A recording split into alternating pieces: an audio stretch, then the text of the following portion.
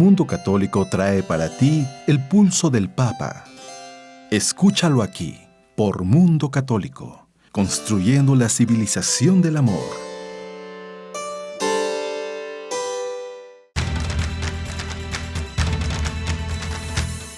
El pulso del Papa, desde Ciudad del Vaticano. Servicios informativos de Ver y Creer. La actividad pontificia y los acontecimientos de relevancia mundial, con enlaces directos a Radio Vaticana, CENI y Vatican Information Services. El pulso del Papa, desde Ciudad del Vaticano.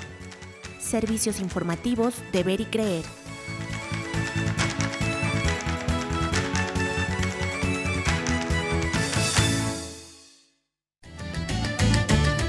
Francisco se solidariza con las víctimas del terremoto de Albania. Y visita este domingo el lugar donde se originó la tradición del pesebre. Inmoralidad del uso de armas nucleares debe estar en el catecismo, afirma el Papa. Y pide que el diálogo sea la ruta para resolver conflictos en América Latina. El Papa Francisco también pide que los grandes avances tecnológicos sirvan a una educación más humana. Francisco pide aprender a donar tiempo para los demás. Obispo auxiliar de Morelia critica actitudes de mesianismo en el presidente López Obrador. Presidente del Episcopado Mexicano afirma: no ocultaremos más casos de abusos sexuales. Hoy les diremos cómo defendió un muro humano de oración la Catedral de México de la manifestación feminista. Y por último, Universidad Jesuita de la Ciudad de México dará honoris causa a expresidente que legalizó aborto en Uruguay. Estas y otras noticias usted las conocerá enseguida si se queda con nosotros en los servicios informativos de Ver y Creer. Es un gusto saludarle a través de la radio, como siempre, como cada semana. Les saludamos hoy con afecto Marisa O'Farrill y Roberto O'Farrill en las voces informativas, con Roberto Pérez Armenta en los controles operativos. Tenemos hoy noticias para usted y también tendremos una entrevista muy interesante: cómo evangelizar, cómo hablar de Cristo, cómo anunciar el evangelio en tiempos violentos como los que estamos viviendo. Marisa, ¿lista para informar? Pues sí, ya empecemos con lo acontecido en la semana en Europa, el Vaticano y Oriente Medio. Sea usted bienvenido a las noticias.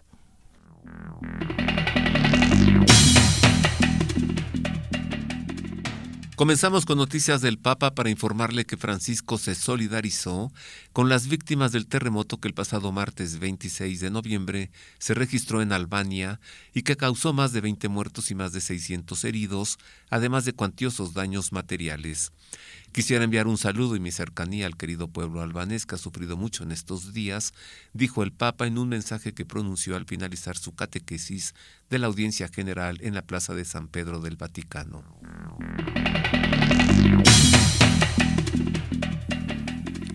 El Papa Francisco estará de visita este domingo 1 de diciembre en la localidad italiana de Greccio, con motivo del inicio del tiempo litúrgico de Adviento. Así lo dio a conocer al finalizar la audiencia general en la Plaza de San Pedro del Vaticano. El Santo Padre acudirá a Greccio para rezar en el lugar del primer pesebre que realizó San Francisco de Asís y para enviar a todo el pueblo creyente una carta para comprender el significado del pesebre. Deseo a todos ustedes que durante el Adviento la espera del Salvador llene sus corazones de esperanza y los encuentre alegres en el servicio a los más necesitados, concluyó el pontífice.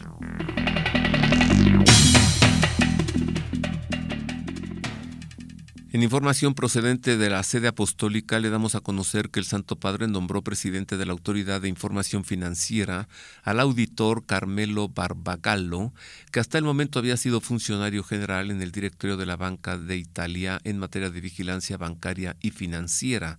El nombramiento de Barbagallo se hizo público el miércoles de esta semana por medio de un comunicado de prensa una vez que el Papa Francisco regresó a Roma tras su viaje apostólico a Tailandia y a Japón.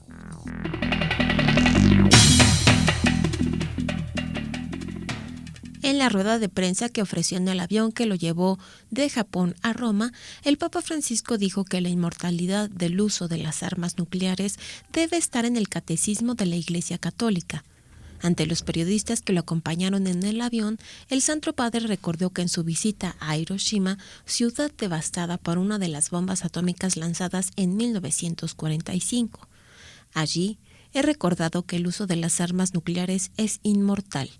Esto debe ir al catecismo de la Iglesia Católica, y no solo el uso, sino la posesión, porque en Occidente la posesión o la locura de cualquier gobernante, la locura de uno que puede destruir la humanidad, dijo el pontífice.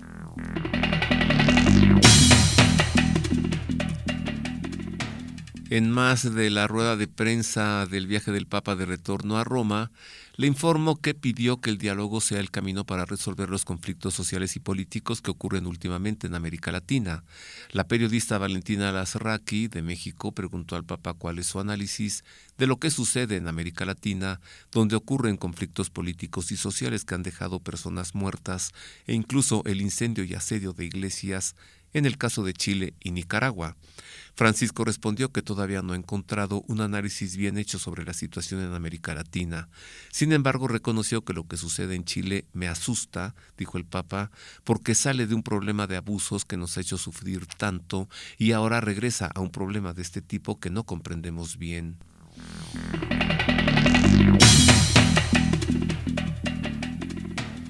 El 26 de noviembre, en la última actividad de su visita apostólica a Japón, el Papa dio un discurso en la Sophia University de Tokio, centro de estudios católico, en el que alentó que los grandes avances tecnológicos que caracterizan estos tiempos se pongan al servicio de una educación más humana, justa y ecológicamente responsable. El pontífice llegó a esta universidad, fundada en 1913 por los jesuitas, donde celebró una misa privada en la capilla de Cultus Ertrum con los miembros de la Compañía de Jesús. Posteriormente, el Santo Padre visitó a los sacerdotes ancianos y enfermos y saludó a 15 empleados de la comunidad.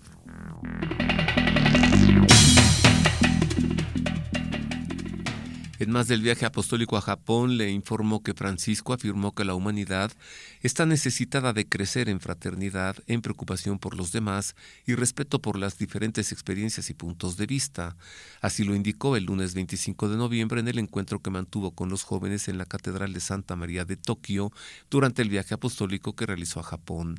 Francisco, tras una breve oración en silencio ante el altar de la catedral, escuchó los testimonios de 3 jóvenes, un católico, un budista y un migrante, y pronunció un discurso en el que trató de dar respuesta a las inquietudes expresadas por estos jóvenes.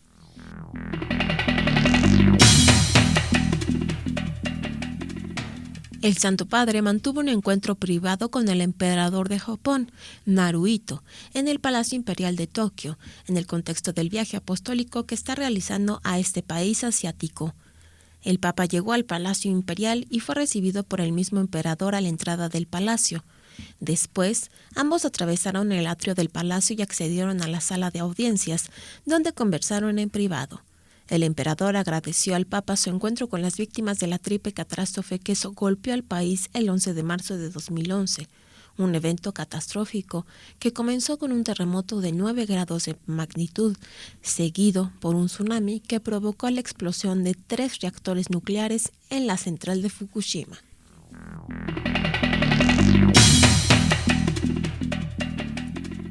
El pasado domingo 24 de noviembre, el Papa visitó el Monumento de los Mártires en Nagasaki, Japón, desde el cual llamó a levantar la voz para que se garantice la libertad religiosa en todo el mundo y no se manipulen las religiones. Francisco llegó a este lugar luego de pronunciar en el Atomic Bomb Hippo Center Park un mensaje contra el uso de las armas nucleares. Luego de inciensar las reliquias, el pontífice encendió una vela entregada por un descendiente de los cristianos perseguidos. En este lugar también nos unimos a los cristianos que en diversas partes del mundo hoy sufren y viven el martirio a causa de la fe, expresó el Papa ante los asistentes.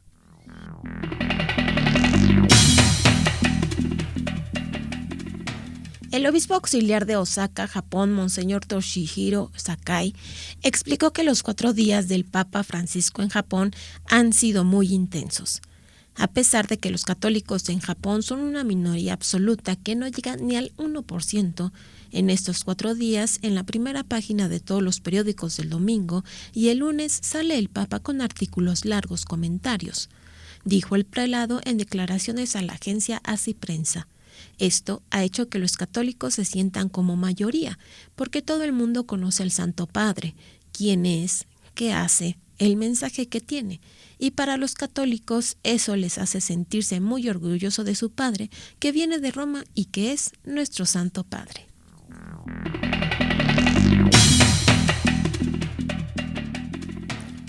En otras noticias le informamos que el fin de semana el Comité Central de Católicos Alemanes aprobó los estatutos del polémico proceso sinodal de la Iglesia en Alemania que comenzó el 1 de diciembre, primer domingo de Adviento, y que según indicaron los obispos se extenderá por un periodo de 2 años.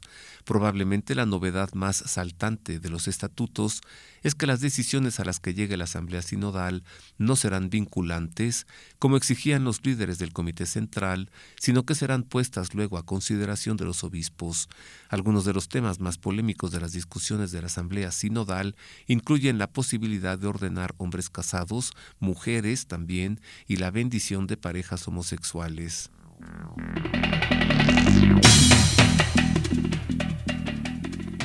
El proyecto Raquel en España valoró la importancia de contar con sacerdotes en el acompañamiento de mujeres y hombres que sufren el síndrome post-aborto. En conversión con la agencia ASI Prensa, la presidenta Spey Mater, Proyecto Raquel en España, María José Mancilla, precisó que es necesario acompañar a estas personas, darles luz y acogida. Esto es un reto tanto para los sacerdotes como para los laicos, sostuvo. El síndrome post-aborto son las secuelas psicológicas que mujeres y hombres sufren después de haber abortado. Es un dolor que en ocasiones los acompaña toda la vida.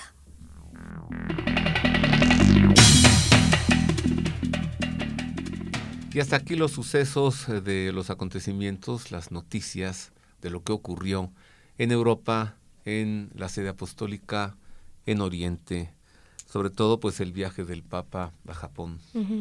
Usted ha quedado informado. Ahora vámonos a Roma para entregarle la crónica de la catequesis que el Papa Francisco nos entregó justo a su regreso del viaje de Japón el pasado miércoles durante la audiencia general. Radio Vaticana, la radio del Papa.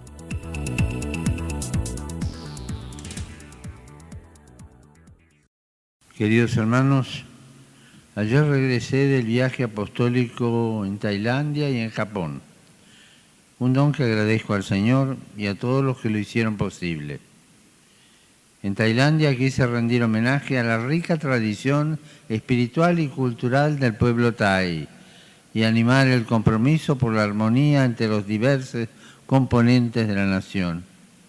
Visité al patriarca supremo de los budistas, siendo la religión budista parte integrante de la historia y de la vida de ese pueblo. Además participé en el encuentro ecuménico e interreligioso. Posteriormente visité el Hospital San Luis y tuve un tiempo con sacerdotes religiosos y obispos, como también con los jóvenes en la catedral. Después fui a Japón. El lema de visita a aquel país fue proteger todo tipo de vida. Este mensaje es significativo en aquella tierra que lleva las heridas del bombardeo atómico y del triple desastre del 2011. Pero es una nación que se ha hecho portavoz del derecho fundamental por la vida y la paz. En Nagasaki y en Hiroshima condené nuevamente las armas nucleares y la hipocresía de hablar de paz cuando se construye y se vende material bélico. Pude además recordar en aquellos lugares la memoria de los mártires San Pablo Miki y los 25 compañeros, el beato Justo Takayama y tantos hombres y mujeres que han conservado la fe en los momentos de persecución. En Tokio tuve encuentro con los jóvenes, con la comunidad académica de la Universidad Sofía y también mi estadía con la visita, y terminé mi estadía con la visita al emperador Naruhito y a las autoridades del país, ante los cuales pude manifestar mi deseo de promover una cultura del encuentro y del diálogo caracterizada por la amplitud de miradas y la sabiduría. Saludo cordialmente a los peregrinos de lengua española, venidos de España y de Latinoamérica. A todos los invito a rezar por los dos países que he visitado, Tailandia y Japón, para que sigan progresando en senda de paz y justicia, y a los católicos les conceda el don de la perseverancia, siguiendo el ejemplo de los santos mártires. Que Dios los bendiga. Radio Vaticana, la radio del Papa.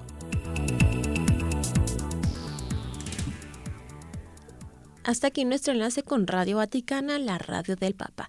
Ahora es momento de hacer una pausa comercial, pero regresamos con la entrevista de cómo evangelizar en tiempos violentos. Vamos a una breve pausa comercial y regresamos con más. No se vaya. Póngase en contacto con nosotros a través de nuestro correo electrónico elpulsodelpapa@vericreer.com.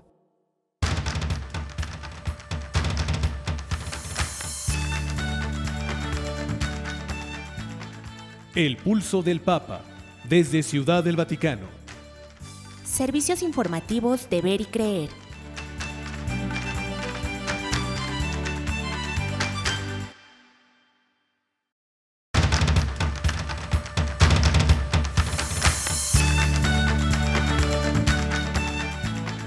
El Pulso del Papa, desde Ciudad del Vaticano.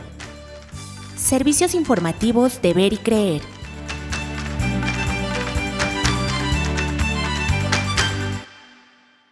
Queremos conocer su opinión.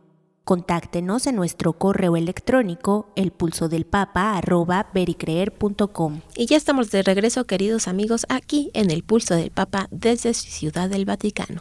Y ya están aquí José Luis Franco, teólogo, y el padre Sergio Espinosa, sacerdote misionero de Guadalupe, para hablar sobre este tema dificultoso, cómo evangelizar en tiempos violentos. Bienvenido, padre. Muchas gracias, Roberto. Muchas gracias a ti y a tu auditorio. El padre Sergio César Espinosa es misionero de Guadalupe, es un gran teólogo, actualmente está a cargo de la formación de los sacerdotes, los misioneros de Guadalupe, los seminaristas también. También, ¿no? en parte. Y el maestro José Luis Franco es teólogo también, es laico, se desempeña en la Universidad Intercontinental en el área de Teología sistemática. De teología sistemática. Padre Sergio César, comenzamos con usted con la pregunta que creo que es clave en este programa, ¿no? ¿Cómo evangelizar?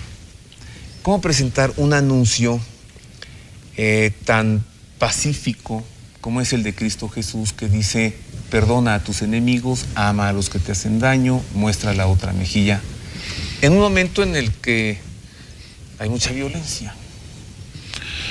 ¿Cómo justificar?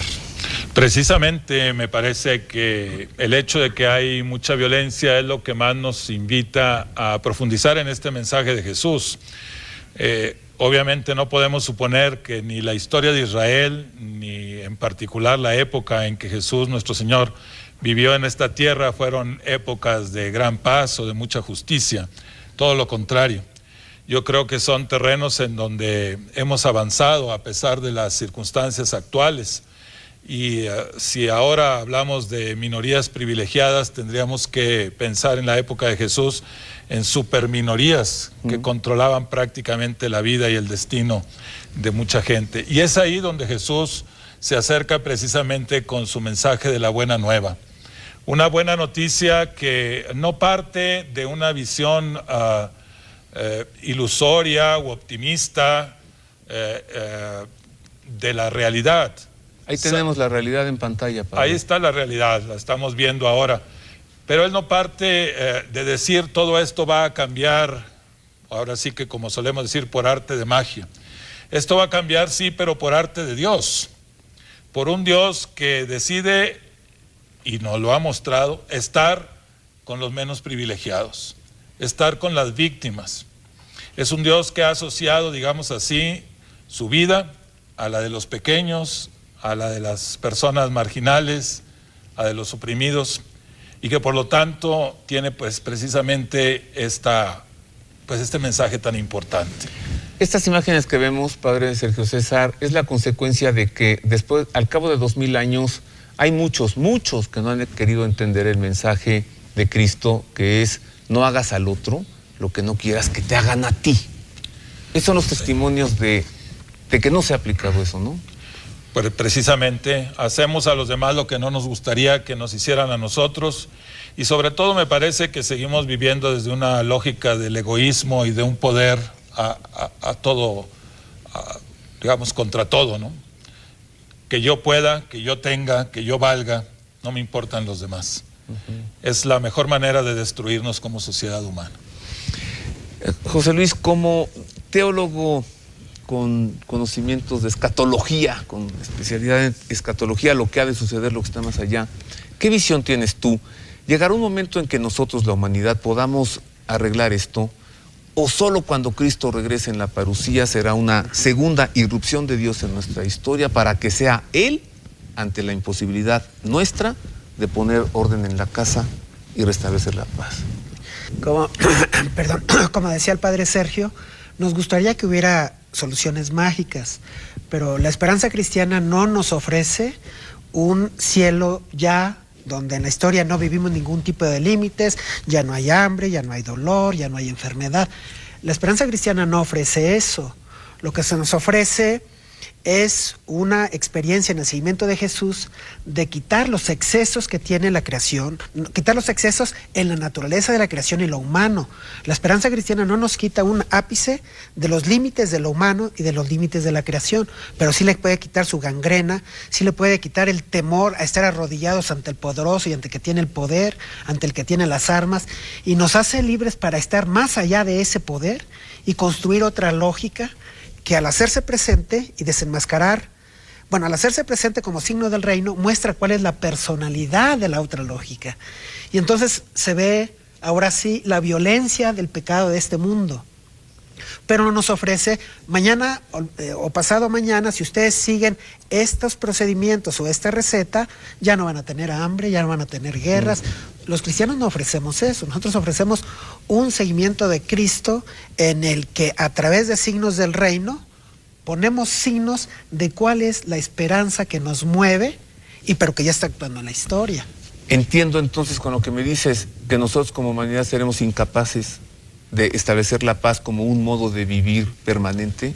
Como un estadio definitivo, nosotros no lo podemos hacer porque dejaríamos de ser humanos. O sea, el ser humano puede darse muchas cosas, se puede dar realización humana, crecimiento, pero hay cosas que no se puede dar, como la salvación. O sea, esa le viene dada por Dios mismo. La plenitud, nosotros siempre la estaremos a la espera, pero nunca la conseguiremos por nosotros mismos. Entonces la propuesta cristiana de implementarla, lo que nos ofrece es reducir las consecuencias del mal. Es dar signos de que el mal no tiene la última palabra, que la última palabra es de Dios, y cuando Jesús hace un milagro, cura, perdona, está indicando que el poder del maligno no tiene la última palabra y que el inicio de su derrota definitiva está en medio de nosotros. Pero eso no me quita que a mí mañana me va a volver a dar hambre, a pesar de que hoy me compartió su pan, y que pasado mañana me voy a volver a enfermar, a pesar de que hoy me curó. Pero me está diciendo la vida, ¿no? O como aquel caso de aquel funcionario de Roma que le dice, siendo funcionario de Roma, que no me puede curar a mi siervo, te solicito a ti que curas a mi siervo. El imperio no tiene poder de hacer eso. Entonces recurre a Jesús. Entonces nosotros decimos, los cristianos lo que damos somos signos del reino, donde decimos nuestra fe y nuestra esperanza está puesta en Dios, pero se nota y se ve. De Dios nos vendrá esa paz. Ese es el don definitivo de Dios. ¿No suena esto un poco práctico? Es que mire, lo que vemos que son balaceras por todos lados, en México y en todo el mundo. Bueno, la violencia que hemos visto en Egipto, ahora en Libia, y parece que se va a pasar. Evidentemente hay una mano allí que está meciendo esa cuna, yo lo tengo claro, ¿no? Provocando esas revueltas y esos levantamientos, como hay una mano que está moviendo esta cuna en México, que son las bandas de criminales, etcétera, ¿no? Es decir, tenemos que esperar a que Dios venga e intervenga. Y entonces nosotros, como decía José Luis, no podemos nada por nosotros mismos. No creo que haya sido lo que dice José Luis. Lo que dice es que no podemos todo por nosotros mismos, pero no que no podamos nada. Porque Dios está actuando, no va a actuar al final de nuestra historia, está actuando en nuestra historia y a través de nosotros. Tú, yo, las demás personas de buena voluntad somos las manos de Dios, somos el corazón de Dios. Es decir, Dios está entre nosotros generando precisamente estos deseos de paz y buscando caminos, buscando las avenidas. O sea, no podemos cruzarnos de brazos y esperar que en la parucía todo se vaya a arreglar, ¿verdad? En la segunda venida. Yo creo que tenemos que ir trabajando con este Dios presente entre nosotros. Non più la guerra, ¿no? Nunca más la guerra. Sí. Me recordaron a Juan Pablo II, antes de la invasión, del ataque a Irak. Non più la guerra, ¿no? Hay una voz, es importante. ¿Qué sería de nosotros si no la hubiera? Exactamente, yo creo que es la voz precisamente de Cristo en sus representantes que nos está invitando a buscar la paz por encima de todo. Como decía también el Papa Pablo VI de feliz memoria, no la paz de los sepulcros, sino la paz del mutuo entendimiento. Cuesta trabajo construirla, pero hay que hacerlo. Que me pregunto, el tema es tan necesario como que la universidad intercontinental, que es la universidad, pone sus ojos en ello y decide dedicar su semana de teología, la que hace una vez al año, a este tema. Por eso, porque es tan necesario. ¿O qué los ha inspirado, Padre César, a usted, de los misioneros de Guadalupe, para tratar este tema? Pues nos ha inspirado precisamente, por una parte, que en diálogo con nuestros jóvenes estudiantes existe la tremenda inquietud, ¿verdad? ¿Es esta la sociedad que estamos construyendo? ¿Es esta la sociedad que queremos? ¿Cómo podemos vivir aquí? ¿Qué podemos hacer por mejorar? Y nos parece que como teólogos, estudiantes pues de teología, tenemos el trabajo de encontrar los caminos para anunciar la buena noticia en medio de esto. Yo creo que hay que creer, hay que darnos la oportunidad de creer que podemos superar la violencia intrafamiliar. Hay que darnos la libertad de creer que podemos ir superando ese mal que acosa, por ejemplo, en tantas escuelas a los niños que son víctimas del abuso de sus mismos compañeros.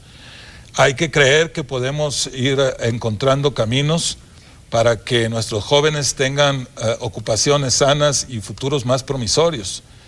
Hay que tener la libertad de creer que podemos construir un mundo bastante mejor que lo que hemos hecho. Sí. ¿Qué sucedería si esos compañeros de escuela que golpean a uno, ¿no? que todos los días que llega son violentos con él y que ahora nos enteramos, provoca suicidios, ¿no? ¿Qué sucedería si estos individuos son dirigentes de un país y tienen ejércitos a sus órdenes, ¿no? O esos esposos que se pelean bajo el mismo techo todos los días. Hay que empezar por allí. Hay que empezar por ahí, porque yo creo que ahí es donde se va generando un espíritu violento. Y hay que empezar también por la trabajo no fácil de saber vivir no conforme a lo que deseamos, sino a lo que necesitamos, que son cosas diferentes. Sí. En un minuto más, Padre Sergio César Espinosa, usted como teólogo, ¿qué conclusión nos da, con qué reflexión nos deja? Porque pues todos somos víctimas de esto, ¿no? Y también todos somos protagonistas. Todos somos protagonistas, sí, generamos violencia muchas veces alrededor de nosotros y somos víctimas, como lo has dicho. Yo me quedaría con las palabras de Jesús, que son la conclusión también el tercer día de nuestra semana, el enfoque orientador. Felices los que trabajan por la paz. La paz es un don de Dios, pero hay que colaborar con Él para construirla. Felices los que podamos hacer algo para que haya más paz en nuestros hogares, en nuestro país. Muchas gracias, Padre. Muchas gracias, César Espinosa. Y hasta aquí nuestra entrevista. Hemos quedado bien enterados de esta situación. ¿Cómo evangelizar en tiempos violentos? Hagamos una pausa, regresamos con noticias de América y de México. Y regresamos también para que usted conozca la carta que escribió Jesús. ¿Sabía usted que Jesús escribió una carta? Pues de eso le platicaremos enseguida. Haga suyo este espacio. Le invitamos a enviar sus sugerencias y opiniones a nuestro correo electrónico elpulsodelpapa@pericreer.com.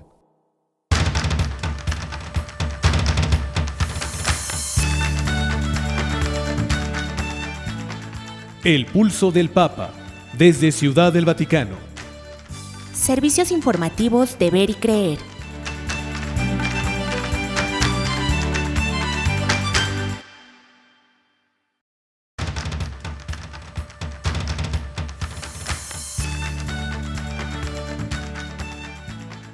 El Pulso del Papa, desde Ciudad del Vaticano.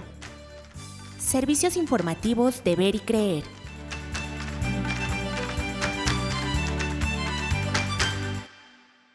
Comparta este espacio con nosotros. Escríbanos a nuestro correo electrónico elpulsodelpapa@vericreer.com. Y continuamos con más de estos servicios informativos de Ver y Creer.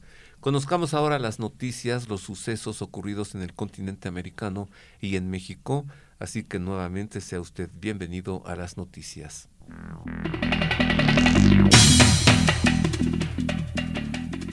Monseñor Herculano Medina Garfias, obispo auxiliar de Morelia, criticó las actitudes de mesianismo del presidente del país, Andrés Manuel López Obrador, y lamentó que no quiere dejarse ayudar.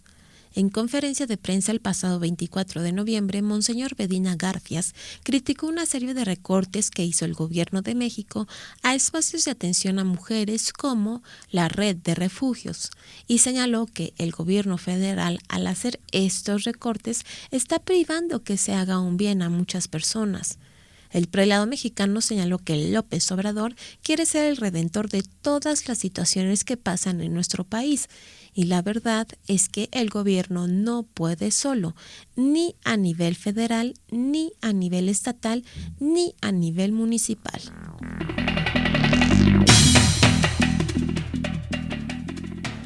En más noticias de México, le informamos que el presidente de la Conferencia del Episcopado Mexicano, Monseñor Rogelio Cabrera López, aseguró que la Iglesia Católica en México ya no ocultará los casos de abusos sexuales, pues un delito oculto se convierte en otro posible delito. En conferencia de prensa, Monseñor Cabrera señaló: yo y la SEM hemos estado muy atentos a que estos asuntos sean atendidos con todo el rigor que marca la ley de la Iglesia y la ley civil. Estamos muy atentos a seguir el rumbo claro de aquellos casos que son denunciados, señaló, y agregó: no más vamos a ocultar estas realidades porque la Iglesia nos lo exige, pero también por el bien de las personas.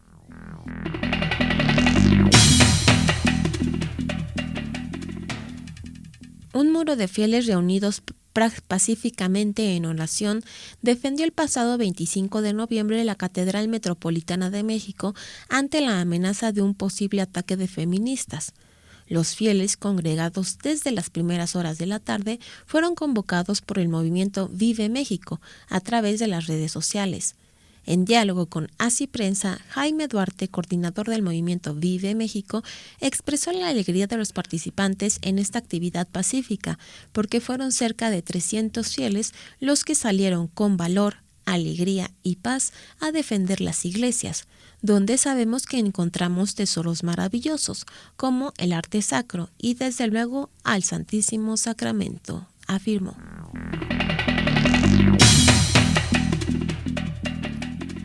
En Más de México le informamos que un centenar de feministas que se manifestaron el pasado 25 de noviembre en las calles de Jalapa, en el estado de Veracruz, atacaron y pintaron las paredes del Seminario Menor de la Arquidiócesis y del Templo Expiatorio del Sagrado Corazón de Jesús, conocido como el Beaterio.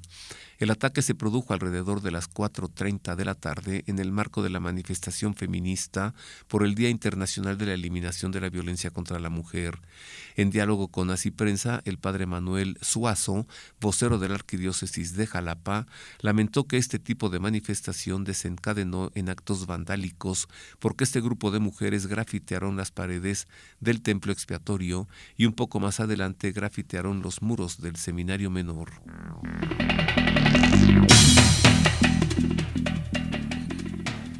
La Conferencia Episcopal de Colombia pidió que frente al ambiente de inestabilidad y violencia que vive ese país desde el 21 de noviembre, con 3 muertos y unos 250 heridos, se instaure un ambiente de diálogo, reconciliación y desarrollo integral.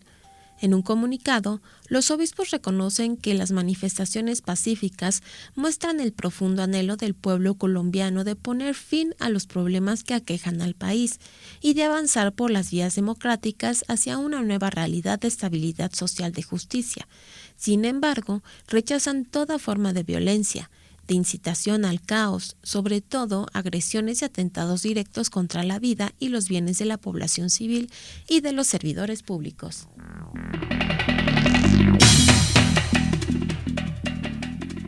En noticias de Nicaragua le informo que el arzobispo de Managua, el cardenal Leopoldo Brenes, afirmó que el ADN de Nicaragua es mariano y que es importante rezarle a la Virgen pidiéndole por la paz en Nicaragua.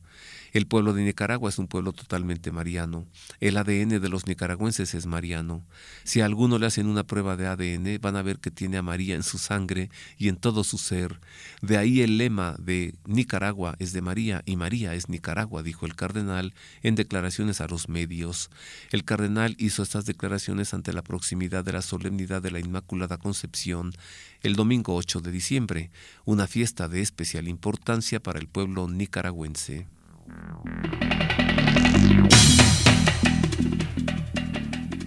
La Universidad Iberoamericana, dirigida por la Compañía de Jesús y de Inspiración Cristiana, otorgará un doctorado honoris causa a José Mujica, expresidente de Uruguay, que promulgó la ley del aborto, la del mal llamado matrimonio homosexual y la legalización de la producción y consumo de marihuana bajo el control del Estado. El reconocimiento se hará el próximo 2 de diciembre en las instalaciones de la Universidad Jesuita en la Ciudad de México.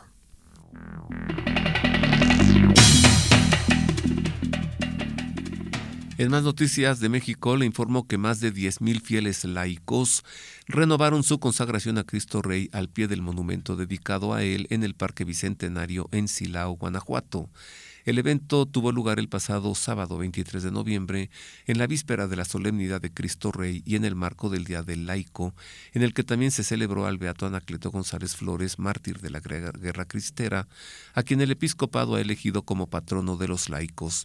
Esta consagración, explicaron los organizadores, se hace teniendo en cuenta la realidad que vive el pueblo mexicano, en la que se cierne una terrible cultura de la muerte, con una fuerte amenaza a la vida, la familia y las libertades fundamentales.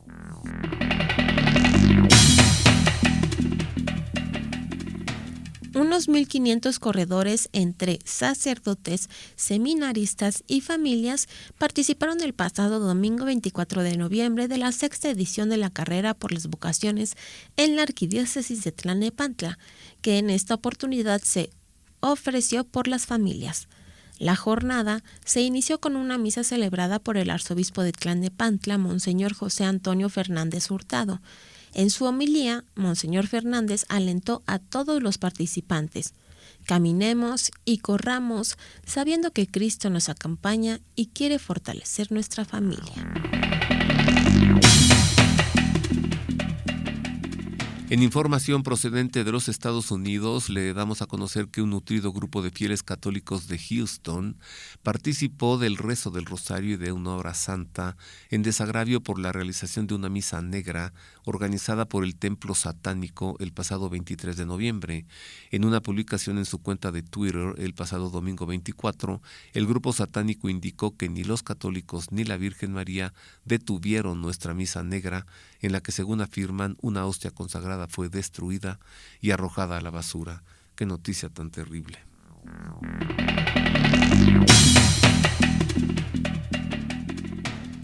Esto fue lo acontecido en América y México. Y hasta aquí acaban las noticias. Ahora es momento de conocer el editorial de Roberto, donde, como ya nos dijo, nos va a hablar de la Carta de Jesús.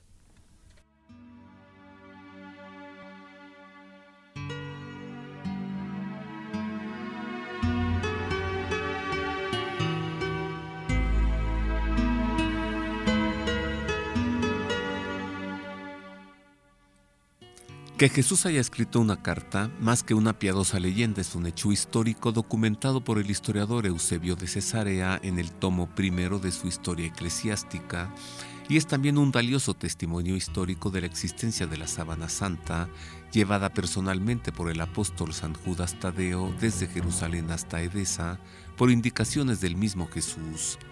A su vez, ambos documentos demuestran la historicidad de la imagen aqueropita, no hecha por mano humana, de la primera y verdadera imagen del divino rostro de nuestro Señor. Esta carta Jesús la escribió en respuesta a otra que le envió el rey Abgar V, quien gobernó del año 4 a.C. al año 7 después de Cristo y nuevamente del año 13 hasta el 50 sobre el reino de Osroene, que tuvo su capital en Edesa, región de Siria. La tradición refiere que Abgar padecía de lepra y que, habiéndose enterado de los milagros obrados por el carpintero de Nazaret, le envió una carta en la que le imploraba que visitara su ciudad para que le concediese el milagro de su curación. Jesús le respondió que no podría acudir, pero que luego de su ascensión le enviaría a uno de sus discípulos para que se obrara el milagro, juntamente con la salvación para él y para todos los suyos. El texto fiel de la carta del rey Abgar, tal como lo refiere el historiador Eusebio, es el siguiente. Abgar Ucama Toparca, a Jesús, Salvador bueno, que se mostró en la región de Jerusalén, salud. He oído acerca de ti y de tus curaciones llevadas a cabo por ti mismo, como si prescindieras de medicinas y de hierbas, pues según la noticia que corre, haces que los ciegos vean y que los cojos anden. Sanas a los leprosos y echas fuera espíritus impuros y demonios. Sanas a los atormentados con enfermedades largas y resucitas muertos. Tras oír esto de ti, creo que hay dos opciones. O eres Dios, y habiendo bajado del cielo llevas a cabo estas obras, o puesto que las haces, eres el Hijo de Dios. Por esta razón he escrito suplicándote que vengas a mí y me sanes de mi enfermedad. También he sabido que los judíos murmuran contra ti y quieren tu mal. Mi ciudad, aunque pequeña, es responsable y será suficiente para ambos. El texto fiel de la carta con la que Jesús respondió, tal como lo documenta el historiador, es el siguiente. Bienaventurado si creíste en mí sin haberme visto, pues de mí está escrito que los que me han visto no crean, para que también los que no me han visto crean y sean salvados. Pero acerca de lo que me escribes, que vaya a ti, me es preciso cumplir todo mi cometido aquí, y una vez realizado, sea tomado al que me envió. Mas cuando haya sido tomado, te enviaré uno de mis discípulos, para que te proporcione salud y vida a ti y a los tuyos. Lo que sucedió luego, también referido por Eusebio, es que después de la ascensión de Jesús, Tomás envió a Tadeo, uno de los 70, el cual, habiendo llegado, se hospedó en casa de Tobías, hijo de Tobías. Cuando se extendió el rumor acerca de él, se comunicó a Abgar que había ido a aquel lugar un apóstol de Jesús de acuerdo con lo prometido por carta. Entonces Tobías tomó a Tadeo y fue a Abgar. Cuando el apóstol llegó, Abgar le preguntó: ¿Eres tú en verdad el discípulo de Jesús, el Hijo de Dios, que me dijo, te enviaré uno de mis discípulos, el cual te proporcionará salud y vida? Y Tadeo dijo: porque has creído en gran manera en el que me envió, he sido enviado a ti, y de nuevo, si creyeres en él, tendrás los ruegos de tu corazón. Luego le mostró la imagen del rostro de Cristo plasmada en la sábana santa, que llevaba doblada en 4 partes, por lo que era conocida como tetradiplón, y como también refiere Eusebio, le dijo: pongo mi mano sobre ti en su nombre, y al instante de hacerlo, Abgar fue sanado de su enfermedad y de sus sufrimientos. Este relato explica la razón del atributo en la iconografía del apóstol San Judas Tadeo, que lo presenta con el rostro de Cristo en el pecho, refiriendo el momento en el que muestra al rey Abgar el precioso lino, que en sí mismo luce el misterio del amor del Hijo de Dios por nosotros, y es, a su vez, un relato que alienta a dirigirnos al Señor con la certeza de que atenderá nuestras súplicas.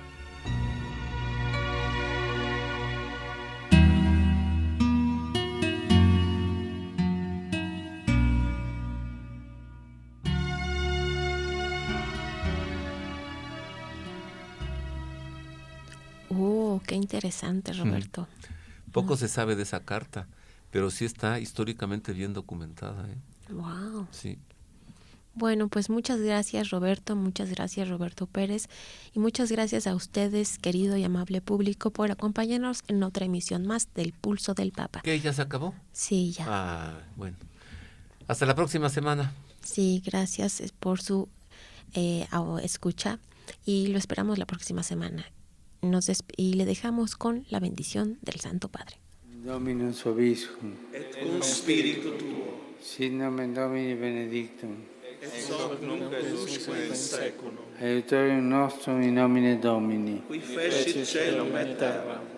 Benedicat vos omnipotens Deus, Pater et Filius et Spiritus Sanctus. Amén.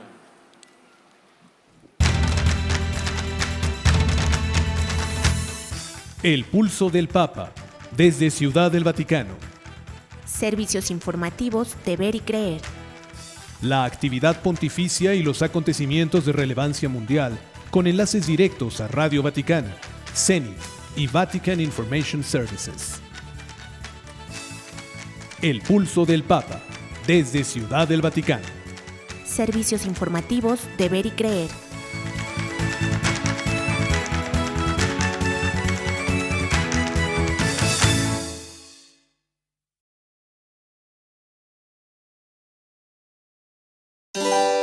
Mundo Católico trae para ti el Pulso del Papa. Escúchalo aquí, por Mundo Católico, construyendo la civilización del amor.